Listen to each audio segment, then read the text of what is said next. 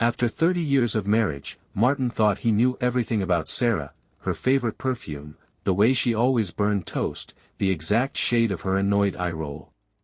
But when a sleek wine glass appears in their modest Texas home, it sets off a chain of suspicions he can't ignore. Is it just a harmless gift from his mother-in-law, or a clue to a secret life Sarah's been hiding? As Martin's amateur sleuthing spirals into paranoia, he risks unraveling the very life he's desperate to protect. What's the truth, and will he survive finding it? I always thought of my life as ordinary. Not in a bad way, more like a TV sitcom where nothing much ever changes. My wife, Sarah, and I had been together since high school, surviving our small Texas town, 2 mediocre jobs, and 2 equally mediocre teenagers. It wasn't glamorous, but it was ours. Our house sat in a neighborhood so run down even the stray dogs walked with a limp. The lawn was patchy, the paint chipped, and there was always a faint smell of something burning that no one could quite place. Our neighbor, Old Man Grady, a retired mechanic with a permanent scowl, spent most of his time yelling at the neighborhood kids from his porch. I swore he could smell joy from miles away and aimed to crush it wherever he could. Sarah worked for some big company in San Antonio. She earned more than me, which bugged me sometimes, though I never admitted it. Meanwhile, I pushed paper at an office supply distributor, a job that paid the bills and stole my soul one day at a time. Sarah always said we made a good team, but some days, it felt more like we were just roommates who happened to have a mortgage together. The kids were typical teenagers. Barbara, 17, was a piano prodigy for exactly 2 months in 8th grade before she realized playing scales was less fun than scrolling TikTok. Sheldon, 15, played football, badly, but was determined to be the next Tom Brady. He brought home C's like they were trophies, which made Sarah's mom, Betty, roll her eyes so hard I thought they might get stuck. Betty lived across town, showing up unannounced to criticize everything from my parenting to my lawn mowing skills. Strangely, though, when the chips were down, she'd always have my back. Life with Betty was like owning a guard dog that bit you half the time. Everything changed on a muggy Tuesday. I'd left work early, the boss finally noticing the company could run just as smoothly without me. I planned to surprise Sarah by picking up dinner, a rare treat. By the time I got home, the fading sunlight made our neighborhood look almost charming. The key turned in the lock, and the house was quiet, too quiet. Sarah? I called, setting the bags down on the counter.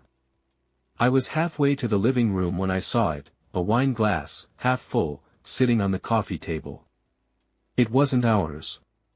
The wine glass caught my eye, but only because it didn't match the chipped set we'd had since Barbara's 3rd birthday party, when she discovered how fun it was to throw things. This one was new, sleek, thin-stemmed, and way too fancy for our house.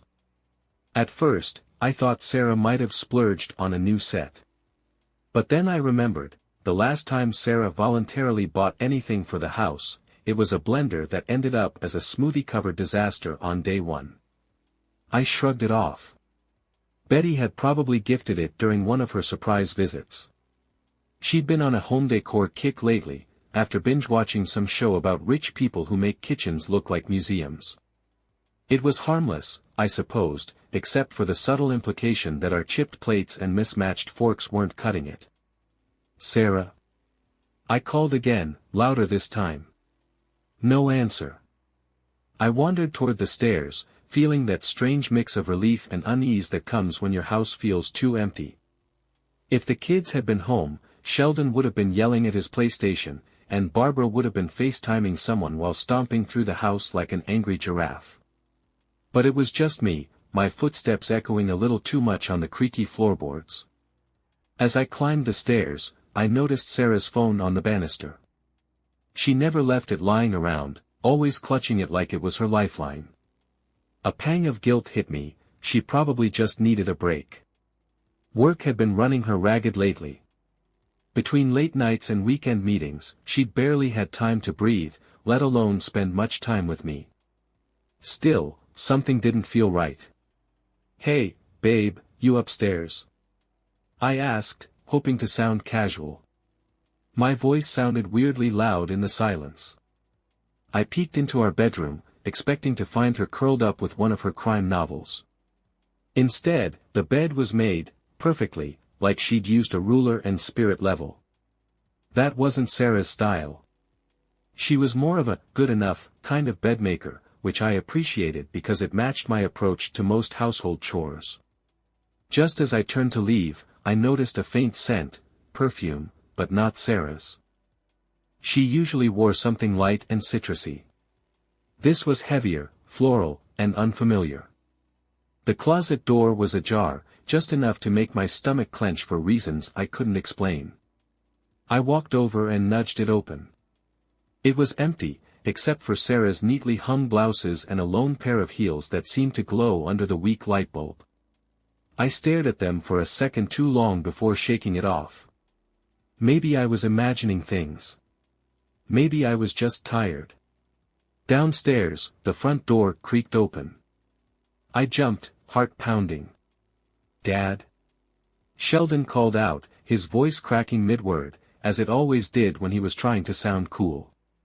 He stomped into the kitchen, sweaty from practice and already raiding the fridge before I even got down the stairs. "What's for dinner?" he asked through a mouthful of sandwich meat he hadn't bothered to plate. "I'm starving." "I got takeout," I replied, forcing myself to sound normal. "Where's your sister?" "She's at piano lessons, remember? Mom's picking her up after." He glanced at the table, then frowned. "Why do we have the fancy glass out? Is Grandma here?" I blinked at the question but managed to laugh. "Not that I know of. Guess your mom's feeling fancy tonight." He shrugged and took his sandwich upstairs, oblivious to my unease. I stared at the glass again, feeling a knot tighten in my chest. It was probably nothing, just another of Betty's unsolicited upgrades, like the time she replaced our couch cushions because they didn't spark joy. But still, something gnawed at me. I poured myself a drink and sat at the table, listening to the distant hum of Sheldon's TV. Outside, the sun dipped below the rooftops, casting long shadows across the yard. It felt like the calm before a storm. I just didn't know what kind of storm yet. I sat at the kitchen table long after Sheldon had disappeared upstairs, staring at the wine glass like it might reveal its secrets if I looked hard enough. My gut told me something was off, but I couldn't put my finger on it. Maybe I was overthinking things. Or maybe there really was something about that stupid glass that didn't belong. When Sarah finally came home with Barbara in tow, I was on my second beer and halfway through a YouTube rabbit hole about conspiracy theories. "Hey," she chirped, setting her keys down. She was in a good mood, which wasn't unusual after piano lessons. Barbara loved to complain about them, but she was actually pretty talented, when she remembered to practice. "How'd it go?" I asked, glancing up from my phone. "Good, I think." Sarah started unloading takeout containers while Barbara dumped her bag on the floor and went straight for the fridge. "That's the fancy glass Betty brought over last week, isn't it?" Sarah asked casually as she opened a cabinet. She insisted we needed something classier for special occasions. I nodded, relieved to have an explanation, even if it still felt off. Guess she was right. It's definitely fancier than our usual. The moment passed, but something stuck with me. I couldn't quite let it go. Over the next few days, my mind started to wander in ways it hadn't before. Sarah seemed the same as ever, cheerful, busy, distracted in the way someone always juggling 10 things tends to be. But now I noticed the little things, the way her phone was suddenly glued to her hand more than usual. The way she'd smile at her screen and type quickly, like she was trying to beat a timer. The way she lingered in the car after work, sometimes for 20 minutes, before coming inside. On Friday, I decided to test my theory.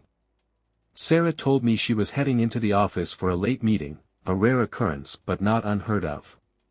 Normally, I wouldn't think twice about it. But tonight, I waited until she was out the door, then grabbed my keys and followed her. I felt ridiculous, like some kind of spy in a low-budget thriller. But my curiosity had officially crossed the line into suspicion. I kept my distance, making sure to stop at red lights even as her car disappeared into traffic. After a few wrong turns and near misses with pedestrians, I finally spotted her pulling into a parking lot on the edge of town. It wasn't the office. It was a restaurant. One of those places with valet parking and twinkling fairy lights strung across the patio. The kind of place we hadn't been to in years. My stomach twisted as I parked a block away and crept closer on foot, staying in the shadows like a bad detective.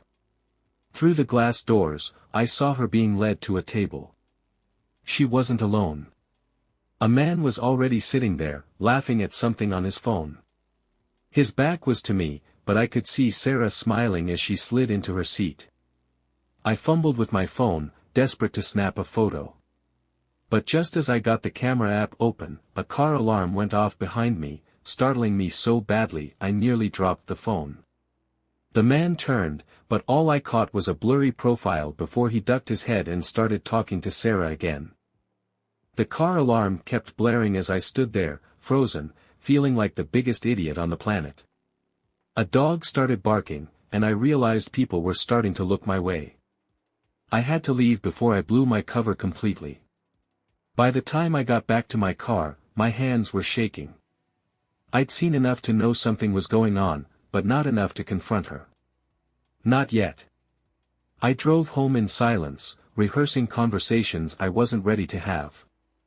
When Sarah walked through the door later that night, she kissed me on the cheek like nothing had happened. "Meeting ran late," she said, dropping her purse on the couch. "Did the kids behave?" I forced a smile. "Same as always." But my mind was racing. This wasn't over, not by a long shot. The blurry image of Sarah with her mystery dinner companion haunted me all weekend.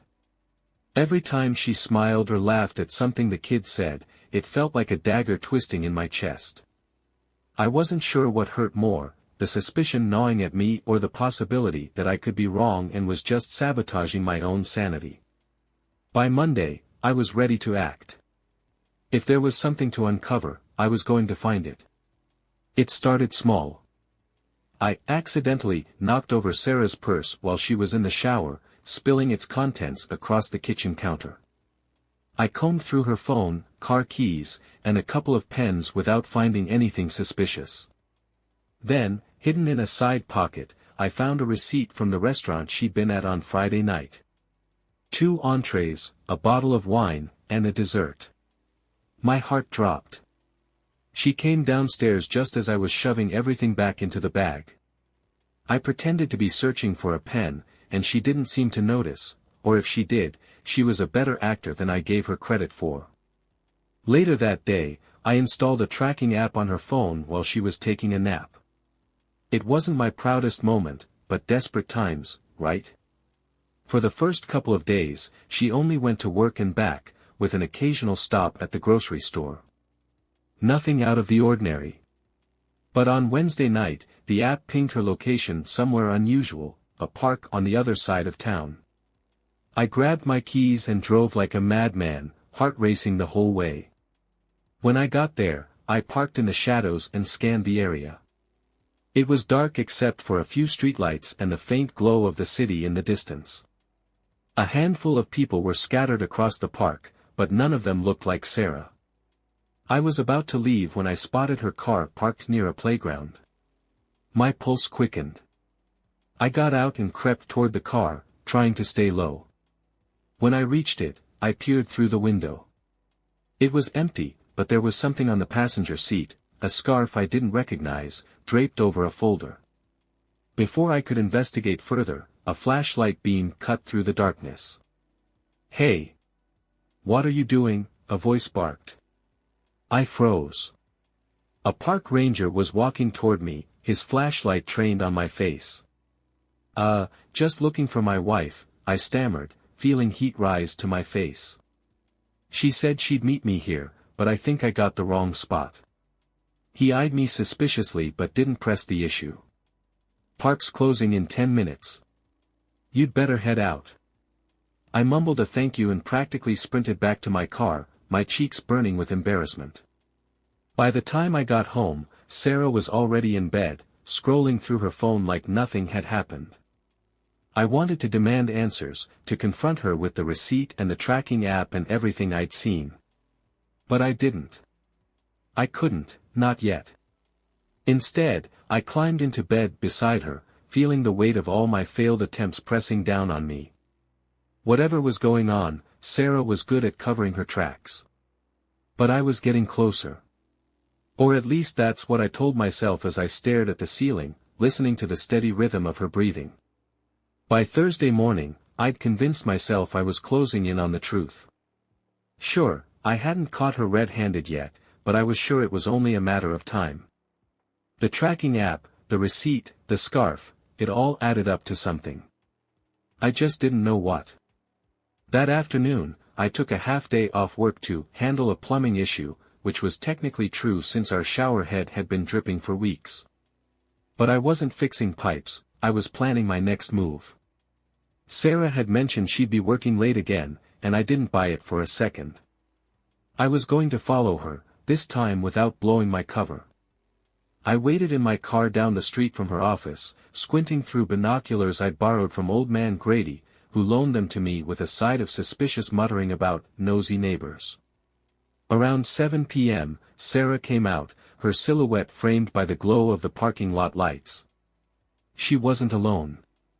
A man was walking beside her. Tall, dark hair, sharp suit, basically the opposite of me. They walked toward her car, laughing. I couldn't hear what they were saying, but the way she touched his arm when she handed him something, a file, maybe, felt too familiar. My stomach twisted into a knot as I ducked lower in my seat. I grabbed my phone to take a picture, but the screen refused to unlock. In my panic, I'd forgotten my own passcode. Come on, I hissed, stabbing at the screen as the pair got into separate cars. By the time I got the camera open, all I captured was a blurry photo of Sarah's taillights disappearing around the corner. I slammed my hands on the steering wheel, letting out a groan loud enough to scare a passing stray cat. This was getting ridiculous. I was like one of those bumbling cartoon detectives, constantly a step behind the villain. Still, I wasn't giving up. I followed Sarah's car at a cautious distance, mentally rehearsing my excuses for why I'd suddenly decided to take an interest in her late-night work meetings. When she turned into the parking lot of a local library, I nearly drove off the road in confusion. A library? At 7:30 at night? I parked a block away and watched her through the window as she entered the building. She didn't go to the front desk or the bookshelves, she went straight to a back room. This was it. My heart was pounding so hard it drowned out my common sense. I slipped inside the library, trying to look casual even though my palms were sweating enough to short-circuit my phone. As I neared the room Sarah had entered, I heard muffled voices and what sounded like laughter. I reached for the doorknob, hesitating for a split second. Then I swung the door open. Inside, a group of people sat around a long table, staring at me like I'd just burst into a secret government meeting. Sarah was there, along with a few others, including the man from the office. "What the hell?" Sarah said, standing up. Her face was a mix of shock and irritation. I thought this was the bathroom." I stammered, realizing how stupid it sounded the moment the words left my mouth. The man at the head of the table, who looked like someone's kindly grandfather, cleared his throat. "Sir, this is a business networking workshop. Can I help you?" Sarah's eyes narrowed, her suspicion aimed squarely at me now. "Martin, what are you doing here?" I tried to come up with something, anything, but my brain was running on fumes. "Just checking in." "On what?" "My side hustle as a librarian," she snapped. Laughter rippled through the room. My face burned as I mumbled an apology and backed out of the room, nearly knocking over a shelf of pamphlets on the way out. Back in the car, I let out a long, defeated sigh. I'd embarrassed myself yet again and still didn't have any solid proof. But something about the look on Sarah's face when I burst in, part annoyance, part guilt, kept nagging at me. Whatever she was up to, I wasn't done yet. The next morning, Sarah was unusually quiet. She wasn't outright angry, but her polite, "Good morning," felt frosty enough to make me reconsider my life choices. Sheldon noticed too. "Mom's got her scary voice," he muttered over a bowl of cereal. "What did you do?" "Nothing," I snapped, maybe too quickly. He shrugged, slurping his milk like the unbothered teenager he was. Sarah left for work without so much as a goodbye kiss, which only fueled my paranoia. She knew I was onto something, didn't she? I couldn't tell if she was hiding something or if I was just spiraling into full-on conspiracy theorist territory. Either way, I had to know the truth. By the weekend, I had a plan. Sheldon had a football game, and Barbara was spending the afternoon at a friend's house. Sarah told me she was going to run errands, but I wasn't buying it. This time, I wasn't just going to follow her. I was going to beat her at her own game. I called up my old college buddy, Dave, who owed me a favor after I bailed him out of an ill-advised karaoke duel at his own wedding. Dave was a tech guy, a real wizard with surveillance gadgets, and I figured he could help me level up my amateur detective game. "You want a GPS tracker?" Dave asked, raising an eyebrow as he handed me a small device no bigger than a matchbook. "Just a precaution," I said, trying to sound casual even though my palms were sweating. Dave gave me a long look but didn't press the issue. "Stick this under her car. It'll send you real-time updates." "But dude, are you sure this is a good idea?" "It's just research," I said weakly. Later that afternoon, while Sarah was in the shower, I slipped outside and carefully attached the tracker to the underside of her car. My heart was racing, but I told myself it was worth it. An hour later, Sarah left the house, and I watched the app on my phone like a hawk. She stopped at a grocery store, a pharmacy, and then, a motel on the edge of town. My chest tightened. I knew it. I drove there in record time, barely stopping at red lights. When I pulled into the parking lot, I saw her car parked in the corner, next to an older model sedan. My hands were shaking as I climbed out and approached the motel office. "Can I help you?" the desk clerk asked, eyeing me suspiciously. "I'm looking for someone." "My wife," I said, glancing toward the hall. "She's in one of the rooms." The drive home felt like the longest of my life. My thoughts ping-ponged between self-justification and pure humiliation. On one hand, Sarah's explanation made sense. On the other hand, a motel? Really? It sounded sketchy even if it was technically legitimate. By the time I pulled into the driveway, the house looked less like my sanctuary and more like a courtroom where I'd be judged for every stupid decision I'd made over the past week. Inside, Barbara was practicing piano, hitting the keys like they owed her money. Sheldon was on the couch, half buried in snacks and yelling at his game. The normalcy of it all felt like a slap in the face. My life wasn't falling apart, it was just me spiraling. I avoided Sarah that night, mumbling something about a headache before retreating to the garage. It was my unofficial safe space, cluttered with tools I rarely used and projects I never finished. I stared at a half-built birdhouse on the workbench, wishing I could hammer my way out of this mess. Sarah came to bed late, and I pretended to be asleep. I could feel the tension radiating from her side of the bed like a second blanket. The next morning, I woke up to find her already up and dressed, sitting at the kitchen table with a cup of coffee and her laptop. She didn't look angry, just tired. "We need to talk," she said, her tone flat. I poured myself some coffee, trying to stall. "About what?" Her eyes narrowed. "Don't play dumb, Martin. You've been acting weird for weeks, and yesterday," she trailed off, shaking her head. "What were you even thinking?" "I was thinking you've been lying to me." I blurted, louder than I intended. The late nights, the secret meetings, the wine glass. The wine glass, she interrupted, blinking in disbelief. Yeah, the one Betty brought over. The one that doesn't belong in this house. Sarah stared at me for a long moment before bursting into laughter, the kind of laugh that wasn't funny at all. You've got to be kidding me, she said, standing up and pacing the kitchen. You think I'm cheating on you because of a wine glass? It's not just that. I protested, though I realized how ridiculous it sounded. The guy from your office, the motel. Martin, she said sharply, cutting me off. I'm trying to keep this family afloat. My job is demanding, and yes, it involves late nights and meetings in places you clearly don't understand. But you know what's not helping? You acting like a lunatic and following me around like some kind of amateur spy.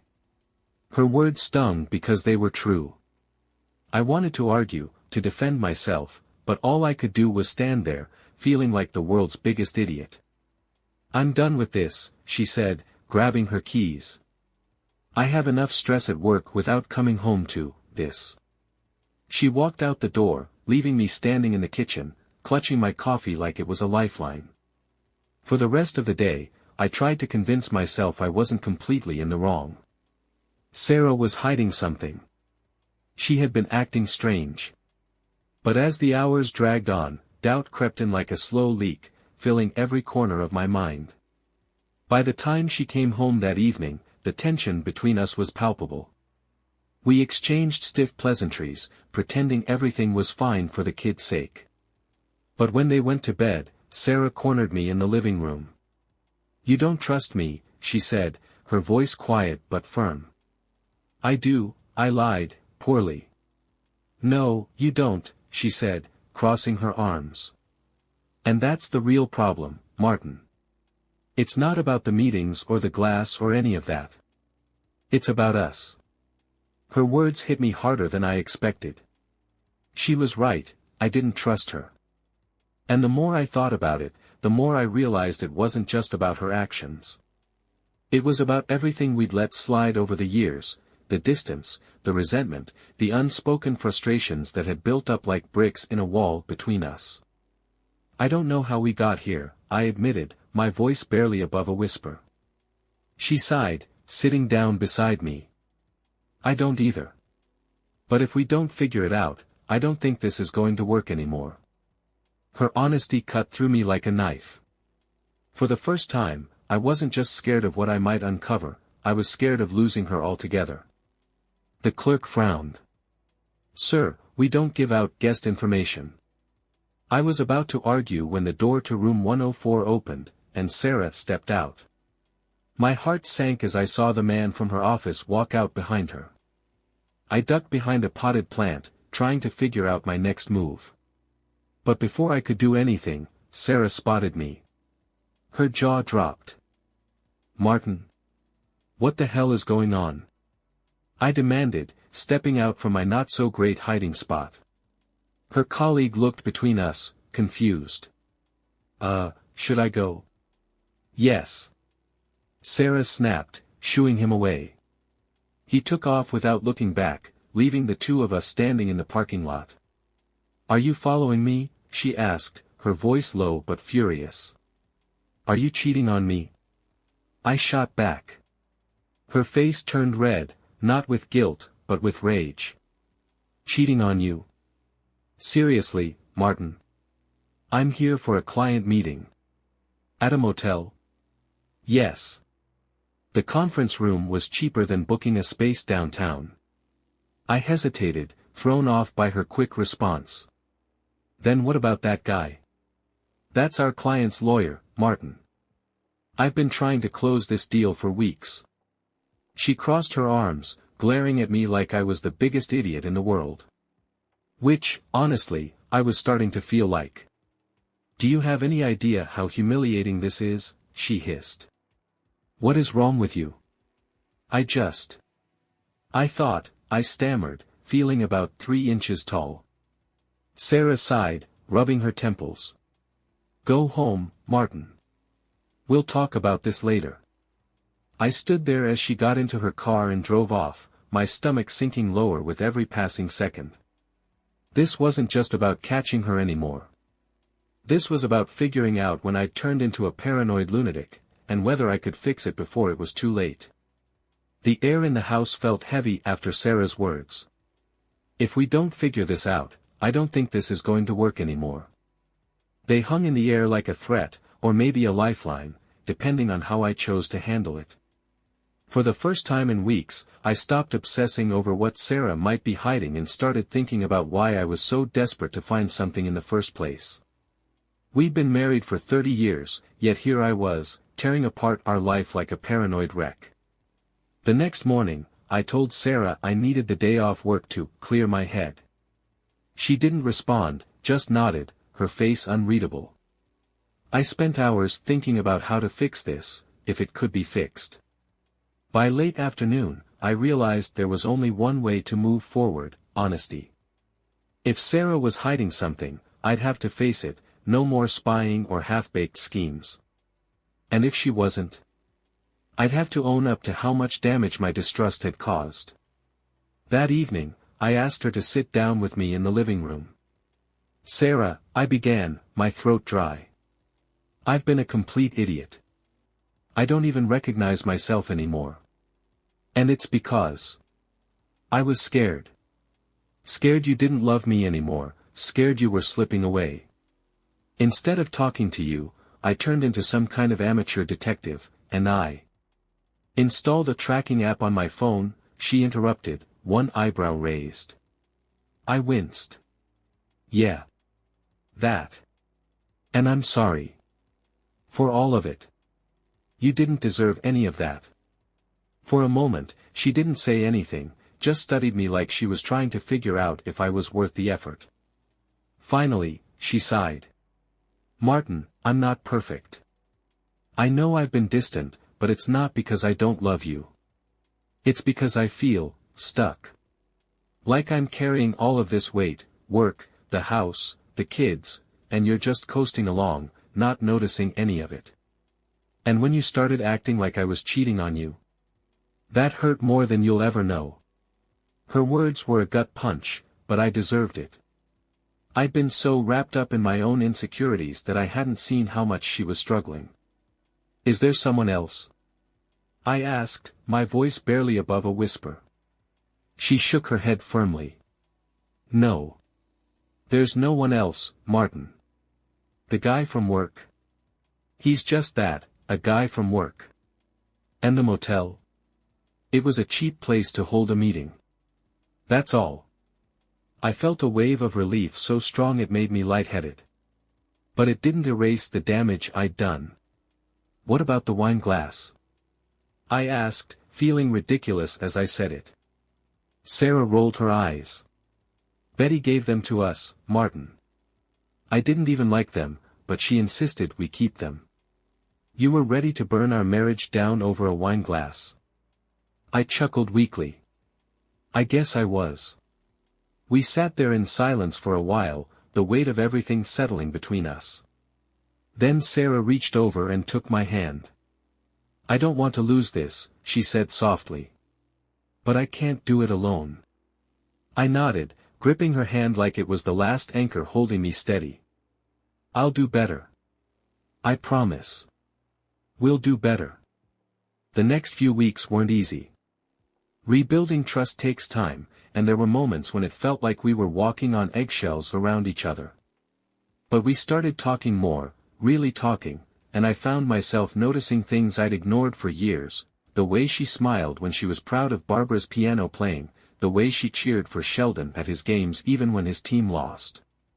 One evening, Sarah came home with a box of takeout and a bottle of wine.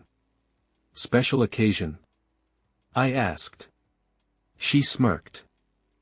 "I figured we could finally use those fancy glasses without you losing your mind." We laughed, really laughed, for the first time in months. It wasn't perfect, but it was a start. And just like that, the wine glasses became a symbol of something else, not suspicion, but the work it takes to keep a marriage together after 30 years. It wasn't easy, but nothing worth having ever is.